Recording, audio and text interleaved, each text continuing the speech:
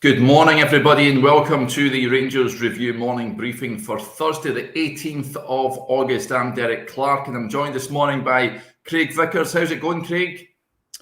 Yeah, I'm good. I'm more refreshed than yesterday after being at the game on Tuesday night. So, yeah, I'm good.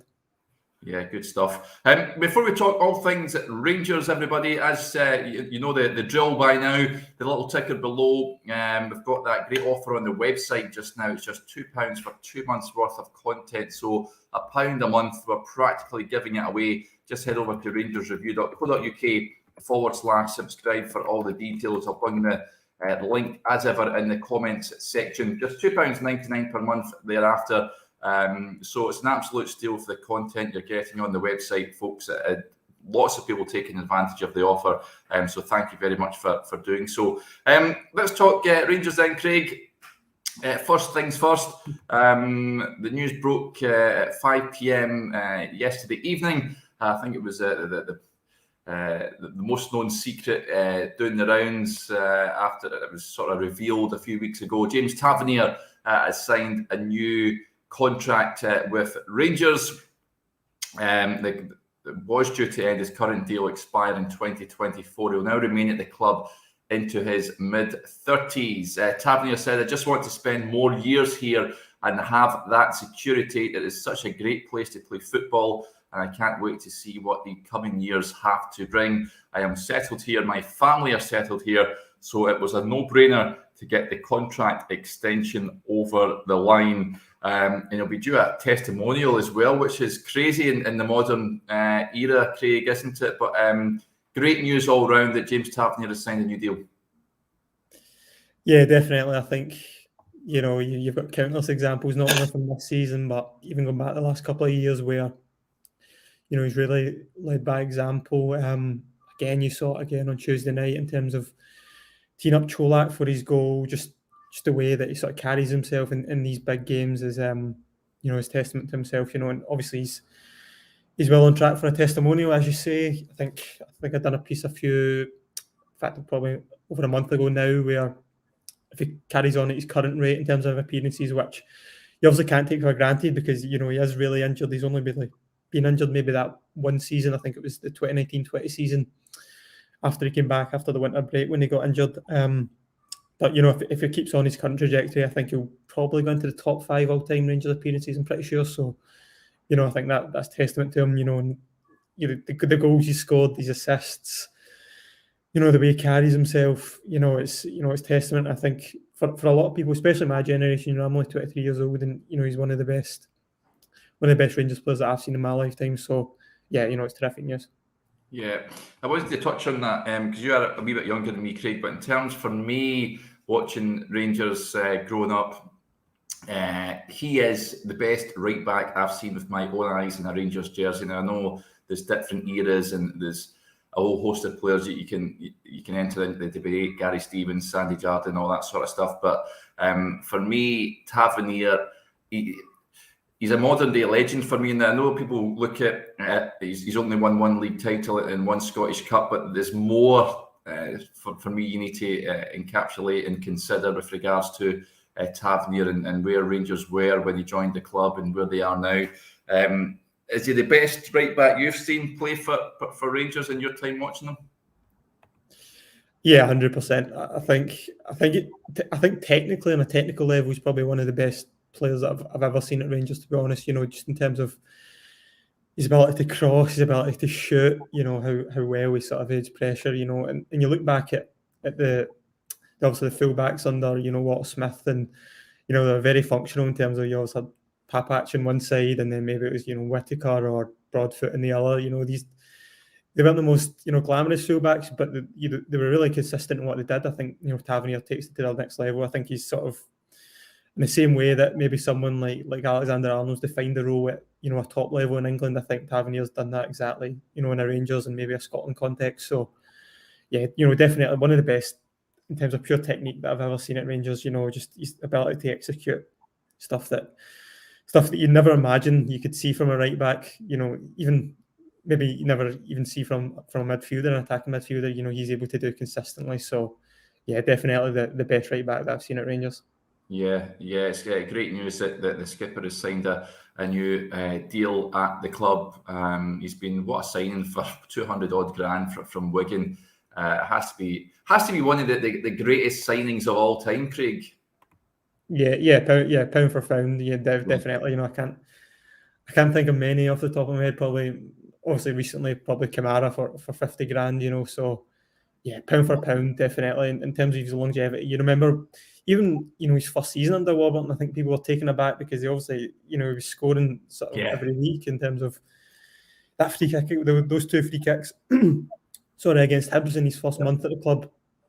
I can't remember how many goals he got that season, and then obviously his first season in the Premiership, he didn't struggle, but his goal tally reduced significantly. And then I think it was his first season under Gerrard where he hit his sort of all time his highest tally at Rangers, and then he's kicked on from there in terms of the last couple of seasons. He's back hitting the sort of extortionate numbers that you got previously. So yeah, definitely pound for pound, he's one of the greatest Rangers signings.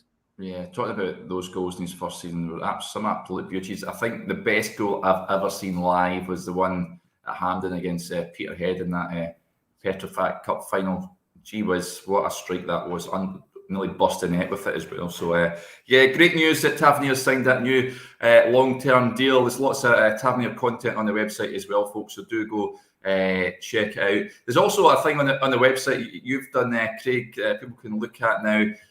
The goal from Cholak, I watched it again on a sort of loop yesterday. You'll never tire of watching that goal. It was sublime, wasn't it? It was Rangers at their very best. You've done a sort of breakdown of the goal on the website. You'll struggle to find a better goal all season, I think. Yeah, it was a terrific goal, wasn't it? Just the way that it was worked. As I say, I've done a sort of deep dive on it, and I looked sort of in depth at how the goal came about, and it was something Rangers got joy with in the first half in terms of Lawrence inside, and then having Tavernier motor forward and sort of stretch the base of his defensive line, and I thought you saw that in terms of I think it was Lawrence that picked up, and then back to Tavernier, and then Davis comes across, and as I tweeted about yesterday, it's so similar to the Kemar Roofe goal against Ross County in the league winning season a couple of years ago, in terms of Davis playing that through pass to Tavernier, and then him being able to deliver, and then the striker, obviously in this case it was Cholak, being able to finish first time. And I think that's it was another benefit of Cholak. I think some strikers in that instance, maybe they would try and sort of drift over and help Rangers sort of overload that side, because PSV had a sort of 4v3 on that side, and there looked no way around. Obviously, I think it was Gutierrez from PSV. He was sort of filling in at left back. He switched off because I think he believes that Rangers were just going to sort of recycle the ball and PSV would be able to push up. But Davis obviously cuts that pass through, and I think you can see as well when Tavernier goes to deliver the cross that naturally those PSV defensive line sort of collapse back and try and protect the space in front of the goalkeeper. But I think Cholak's intelligent in terms of he just sort of stays in his position, holds his ground, and then Tavernier's able to deliver it, and he basically just sort of uses the pace on the cross to sort of guide it into the far corner, and I thought that was a real piece of quality. And just on the game on Tuesday night, I think that goal was, it was 6 minutes before half time, and I think that the half time sort of came at the wrong time for Rangers in terms of they were building momentum, and then I think obviously half time allowed Van Nistelrooy and PSV to reset. They rejigged a few things. Were able to press Rangers a bit higher, and I think the second half was a bit of a slog. But yeah, definitely one a piece of quality that I think gives Rangers a lot of hope going to Eindhoven next week. Yeah, a good day to Blue Dan 1873 all the way from Melbourne this morning, or maybe good evening over in down under there. Good to have your company as ever. There's a question, the comment coming in here from Lee Williamson, Craig. He says, based on our chat about Cholak, he said, Kemar Roofe. Now, Kemar Roofe is... We've not seen him for some time now. Of course, he's had that injury. It's plagued him throughout the summer. It remains to be seen, A, if he can come back into the matchday squad, and B, get a place ahead of Antonio Cholak. Do you see him having a Rangers future, Kemar Roofe? Is he he's someone, of course, we know all about his injuries. He's been plagued with them for some time now. I don't see how he gets back into the reckoning in the immediate sense, at least. Of course, we need to see if he gets back into some sort of match fitness and match sharpness. That's going to take some time. So, is there any way back for Kemar Roofe? I think there's a way back, but I think when Cholak was signed, I think it was clear that Cholak was second choice to Morelos because he was a Van Bronckhorst signing and Kemar Roofe wasn't. I think Roofe played himself back into contention towards the end of last season in terms of... Yeah, when Morelos was injured. Yeah, in terms of...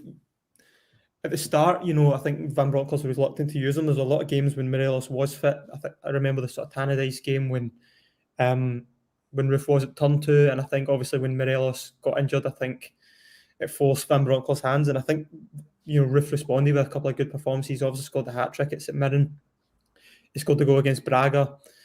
But I think, again, with Roofe, obviously you can't rely on him, and I think Van Bronckhorst found that out pretty quickly in terms of that Braga game. It was frenetic, it was athletic, and, Kemar Roofe sort of paid the price for it in the end because he got injured. But yeah, I think just principally because Cholak is a Van Bronckhorst signing, I think he will be second choice, and I think as well that he probably complements Van Bronckhorst's style a bit more than Kemar Roofe. Kemar Roofe's very good in the penalty box, as I say, very good at those one-touch finishes, at finding space when, that sort of space you don't think it exists. You remember the Aberdeen at home game last season when he scored really late on, but I think outside the box in terms of his ability to hold the ball up, he's probably not as polished as certainly Morelos and certainly not Cholak in terms of Roofe doesn't have Cholak's height either, and obviously Van Bronckhorst does like those sort of tall strikers. So yeah, I don't think he's completely out of the picture, but I think that Cholak's definitely superseded him in terms of the sort of striking pecking order.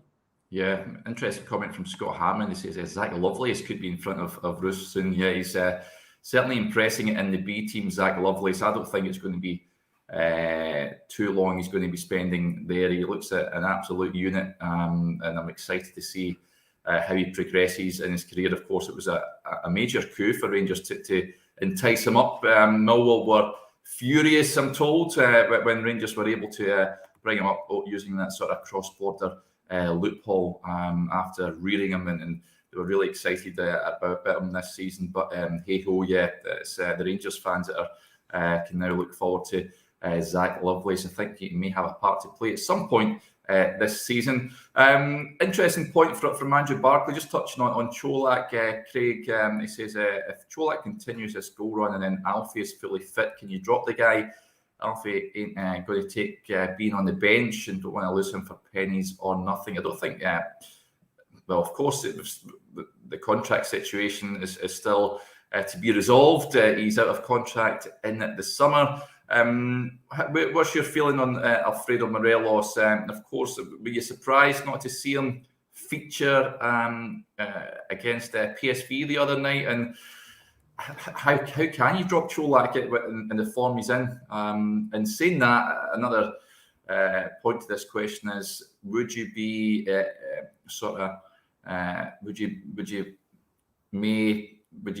be considering putting them in against Hibs at Easter Road on Saturday?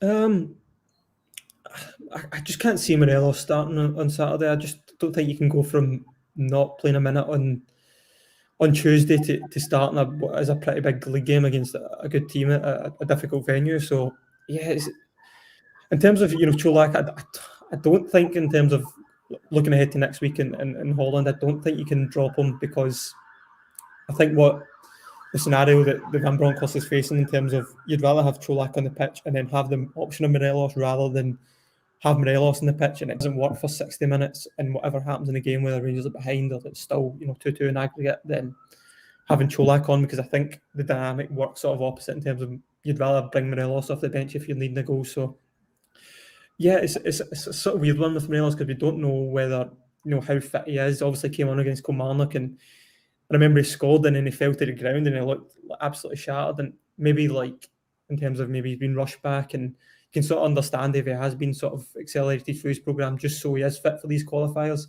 because we had no idea, in terms of whether Cholak is consistently able to play and how long it takes to settle. But I think Cholak is settled pretty quickly, and I thought on Tuesday that he was very much like Morelos in a sort of European game in terms of Yeah. he offered that goal threat, but he also offered a lot outside the box in terms of the ability to occupy defenders.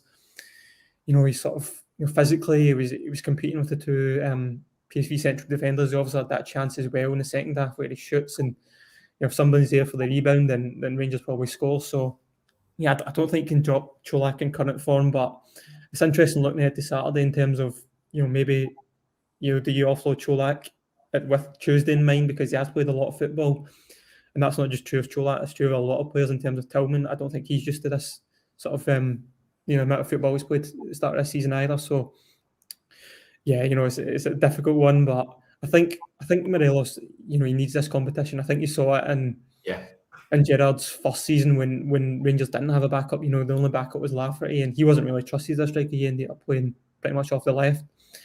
And then obviously the discipline, in Gerrard's first season, and Gerrard found out pretty quickly you can't sort of rely on him. And obviously bringing in Defoe, the fall, in fact it was the January of that season, I think, helped Morelos, and then obviously bringing in Roofe further helped him. So I think Morelos sort of needs that. And as much as people are sort of worried that if Morelos doesn't play, then he'll just say, "Oh look, I've packed my bags here," then I'll leave. But I don't think that's the case. I don't think Morelos will leave without having the final say in his Rangers career. So I don't have to worry about that. Yeah, and I like this comment. Morelos possibly played on Saturday. Gallant Pioneer says Morelos versus Porteous, laughing emoji. Listen, I think he's got the better of Ryan Porteous over the years. So I'd be excited to see that matchup if it materialises on Saturday, of course. But yeah, Antonio Cholak certainly the man with the jersey at the moment. Another interesting question that popped in, Craig. Now this comes from Ali McCoy. He made comments on Talk Sport yesterday. Sort of created a bit of discussion, shall we say, amongst the Rangers support. Scott Swilder says, talk of Dele Alli is nonsensical and would be a worse signing than Barton. He appears the opposite of a team player. No thanks. That seemed to be the general consensus amongst the Rangers support. This is, of course, McCoy was asked about Dele Alli's having a tough time at Everton. He's had a tough few years, if we're being honest. Sort of fell away a wee bit. Would you take Dele Alli at Ibrox, Craig? Truth be told, I haven't even given it a moment's thought. I remember seeing it and I just thought that I'm not even sure. Probably not, to be honest. I don't think Rangers, we saw it with Ramsey, these players that don't have much to prove, to be honest. Dele Alli, even if he was to retire tomorrow, he still had a decent career in terms of what he produced at Spurs under Pochettino. But, he is, in terms of, his profile, he is a really tall, sort of creative player, and, he's sort of, his one selling point, I guess, when he was sort of firing at Spurs was that he was really good at posting numbers in terms of goals and assists, and he was really good at running beyond. I remember the goal he scored, I think it was at Stamford Bridge against Chelsea, where he takes down, I think it was diagonal, and he produces a really good finish. Yeah. And you can sort of imagine Goldson maybe playing that in Dele Alli and beyond, but I wouldn't. I think that Rangers need to start. Well, I wouldn't say need to start targeting the players. I think they've already started targeting these players in a sort of lower age bracket in terms of Tillman, and Matondo. And I don't think that Dele Alli has much to prove in his career. And I thought that was the same with Ramsey. Even though I thought Ramsey, when he did play, was okay. I don't think that. I don't think that Dele Alli is the type of player that Rangers need to be targeting, especially the way that the club is sort of the trajectory of the team that's going. I don't think that Dele Alli fits into that really. Yeah, Robert McFarlane is dead against Dele Alli as well. Says, please no. Prima donna calls him. There are ample options where he plays. Tall central defender is a priority. That's an interesting one. There's also between that, and I've seen a few comments as well suggesting that Rangers should go out and buy a new goalkeeper. I think we've touched on that before. I think John McLaughlin had a tremendous save, it has to be said, late on against PSV at Ibrox on Tuesday night as well. I don't have any qualms about the goalkeeping position, Craig. I don't know about you, but I think Rangers... The one question I will pose to you, they've got McLaughlin, McGregor. Now, Robbie McCrory is there as the third choice goalkeeper. For me, it is a waste need to choose my words carefully. I think it's a waste for him sitting as a third choice goalkeeper at Rangers. He's too good for that. He needs to go out and play games. I would be inclined to send him out on loan somewhere, whether that be the Scottish Premiership or down south or wherever. He needs to play for the good of his career and for the good of Rangers as well. If he is considered to be the sort of heir to the throne, if you like, I'd like to see him play more matches than basically zero. Yeah, I think his case will be a type of maybe the last week of the window that he will, whether it's permanent or loan, he will be, one that maybe goes out. I sort of agree with you in terms of, he's in a sort of worst position as a goalkeeper. He's not second choice, he's third choice, and he's obviously competing behind two really good goalkeepers. So yeah, I think that's a situation where, Rangers are maybe the last week of the window. I think they'll be interested in terms of maybe it's from Premiership clubs or clubs down south that Rangers will need to make a decision on. But yeah, I think in terms of the goalkeeper, I've seen that, I've seen and heard a few things about criticism of McLaughlin, which, I find pretty weird, especially after Tuesday night, where I don't think he did much wrong. I think, if anything, he probably saved Rangers in terms of that late Philip Mack's chance, and that was probably the biggest chance of the game, and he's equal to it. I think there was the 1-on-1 against Union in the first leg as well, where I know he probably should do better for the first goal, but he spares Rangers his blushes in terms of that could have easily been 3-0 and even bigger scoreline. So I think, and I've seen sort of criticism as well about maybe his distribution and how people are having the heart and mouth in terms of when he gets the ball, but I think that's natural. I don't think Rangers are used to, especially last season when the ball went back to McGregor, it was usually just sort of punted upfield, and I think fans need to get used to that in terms of to play out from the back, that goalkeepers are going to have to take risks. When a goalkeeper gets the ball, if you want to play out the back, he has to attract an opposition player to him to free up someone else. He can't, if he gets the ball, everyone else is marked technically, so he needs to hold on to the ball for a couple of seconds, attract someone, and then release the ball. And I think that's what you saw. And I don't think McLaughlin's distribution is ever going to set the world alight. I don't think he's like top level sort of Ederson or Aaron Ramsdale like, but he's he is what he is, and he's far better with the ball at his feet than McGregor is. So yeah, I think people do need to get used to that and understand that if Rangers do want to build from the back and they do want to sort of provoke teams onto them, the goalkeeper does have to take risks. It doesn't need to. It doesn't sort of need to release the ball first time. He does need to maybe take a couple of seconds and get someone to come towards him, and and then that will open up space elsewhere. So yeah, I think that in terms of McLaughlin criticism, probably take a few weeks and until maybe people are a bit more comfortable seeing him take risk on the ball. I don't have any immediate concerns with the goalkeeping situation, but I know there are some supporters that are a tad nervous with regards to it. Gordon Bond says Sander Clark is still not got a club. Would he be worth a look? I don't think he's any better than John McLaughlin. No disrespect to Sander Clark. I think Rangers have got a really good goalkeeper in John McLaughlin, and I'm all for keeping him between the sticks as it stands. Some more comments coming in here. Craig will touch on some of these. A big hello as well for David Kerr. He says he's had a bad time with his back. Very sorry for the lateness, guys. No problem at all, David. Hopefully you're back fighting fit shortly. Ross gets in touch. Good question here, Craig. I'll fling this one to you. What do you think of the James Sands criticism? I thought he was outstanding on Tuesday night, and a left centre-back slot is his to lose now. The criticism is harsh, in my opinion. I think that's a fair comment from Ross there. Where do you stand on James Sands? You watched him on Tuesday night. What do you make of his performance? Yeah, I thought he had a strong performance. I think, again, like in terms of Sands and whoever plays that left centre-back slot, apart from Ben Davies, you need to remember that they're not playing in their favoured side. Sands are right footer playing in the left, and I think that's difficult on its own. I think you saw that with John Souttar in the first game of the season as well. It's so difficult as a defender to play in that unfavoured side because you are so used to going to your right. And I thought, even in that context, I thought Sands was pretty good again on Tuesday night in terms of was playing against a really good forward and Luke de Jong. I think you saw that. I think there was one instance where Golston gets attracted forward and the ball goes over the top, I think Sands does really well in the air to sort of deal with it. And you could see Luke de Jong trying to peel onto Sands all the time because, obviously PSV identified that Goalson was a stronger defender. And yeah, I thought he'd done pretty well. I think Rangers, I think Van Bronckhorst was smart in terms of defending against de Jong. I think it was, if he was to sort of continue with Van Bronckhorst, that is in terms of what we've seen in Europe in terms of going man to man. I think it was a real risk to leave de Jong 1v1 because he is so strong.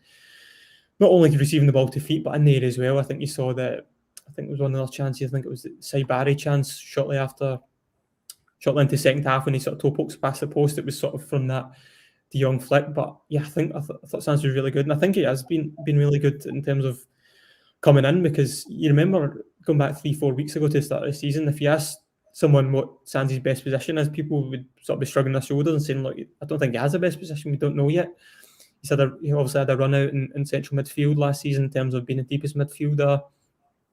He's played sort of right centre back in a back three in Europe coming on, and then obviously played sort of left centre back in a four. So he's one sort of unique selling point. He's very versatile, and I think in terms of all three positions, I think he's been really good. So yeah, I thought he was really strong on Tuesday night, especially playing on his unfavoured side. But I thought he'd done everything that you wanted. I don't think he forced passes that weren't on. Like, he was comfortable in the ball. Yeah, I thought defensively, I think Van Bronckhorst alluded to it post-match in terms of he knows when to go in and challenge and when not to, when to sort of go in and make contact and when to drop off and cover the space. I thought he saw that perfectly on Tuesday night. So yeah, I thought he was a strong performance. Robert gets in touch and says Sands had a very good game in his opinion, but Rangers severely lack height. PSV are a big side, there's no doubt about it. And the targeted set pieces, Ruud van Nistelrooy said that in his post-match press conference. They know they've got that height advantage, and it's something Rangers are going to have to address when they go to Eindhoven next week. There's a few comments earlier on, Craig. I wanted to pose this to you. We talked about it briefly yesterday. Zonal marking, would you chuck it in the bin? No, today. This is what I'm going to write about in terms of last week when I had some spare time. I wanted to dig into the Rangers defending corners because there was a few near misses in terms of, you remember the Union header when Tavernier cleared it off the line. Yes. And even the second leg at Ibrox, they had a free header, and I think one of the defenders, I think he skiffed it and went past the post. But yeah, I think in terms of Zonal, the one thing that Zonal protects against is it protects your goalkeeper, and I think that's something that last season you saw a lot of criticism of McGregor was he doesn't leave his goal line in terms of coming out for crosses for corners, and I thought you saw a lot of goals that Rangers conceded. I remember the one at Tannadice, Ross Graham header, when it was pretty much in line with the 6-yard box, and I think the one thing that Zonal protects against is that teams shouldn't have free headers in the 6-yard box, and the keeper doesn't have to come out. I thought you saw that in pre-season in terms of McLaughlin getting used to what Van Bronckhorst, obviously the Sunderland goal when when McLaughlin comes out and he runs into traffic, and then I think he spilt the ball, and then Sunderland scored. I don't think he was used to having all those bodies in front of him, so it's a slight contradiction that Rangers have went to a zonal and then changed the keeper in terms of, I think McLaughlin is more comfortable coming out compared to McGregor last season, so that maybe lends itself to defending man for man, where you do have players engaging on the edge of the box and there is a lot more space around the 6-yard box. I think obviously under Gerrard was very much man for man at corners. He'd sort of sit, Morelos at front post, and then everyone would mark man for man. And now Van Bronckhorst, obviously when he took over last season, it was a sort of hybrid in terms of he'd send maybe 3 players out to defend man, and then everyone else he would send 3 players to sort of defend the zonal area in the 6-yard box and everyone else man for man. And now it's, sort of 80% zonal and then 20% man for man. So you sort of saw that evolution, and that's something I'm going to dig into today. But yeah, I think it is a slight contradiction in terms of, maybe I think obviously players are now trying to get used to the difference. And I think obviously what you saw in Tuesday night is a one downside to zonal marking is it does allow players momentum from the edge of the box. And if the delivery is good and they are able to target those gaps in the zonal structure, then obviously the second goal especially happens on Tuesday. And I think as well, the one thing that zonal marking allows is 2 players to sort of collapse back and defend the posts. And I think on Tuesday night, the header was sort of flush off the crossbar, so there's barely anything you can sort of do from that. But I think players are obviously sort of getting used to this sort of different defensive scheme at corners, and hopefully sooner rather than later they do get adjusted. But I think it does have its benefits, but I think as you see on Tuesday night, it's something that is quite difficult to acclimatise to as a team. Yeah, I'll go along with Jim McCarroll. He says, zonal marking isn't working for us. Get the bin lid open. Totally agree, Jim. Gallant Pioneer says, we're not great at attacking corners either. That's a good point.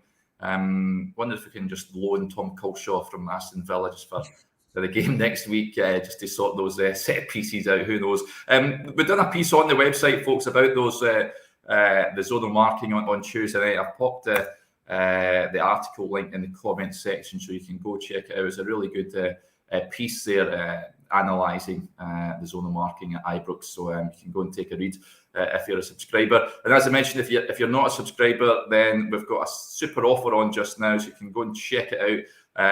Head over to rangersreview.co.uk/subscribe for all the details. Just £2 for 2 months worth of content. That'll do us there. Thanks to everyone getting in touch with the programme as ever. It's very much appreciated. We'll be back again tomorrow to have a proper look ahead to the lunchtime trip to Easter Road on Saturday. But until then, enjoy the rest of your Thursday.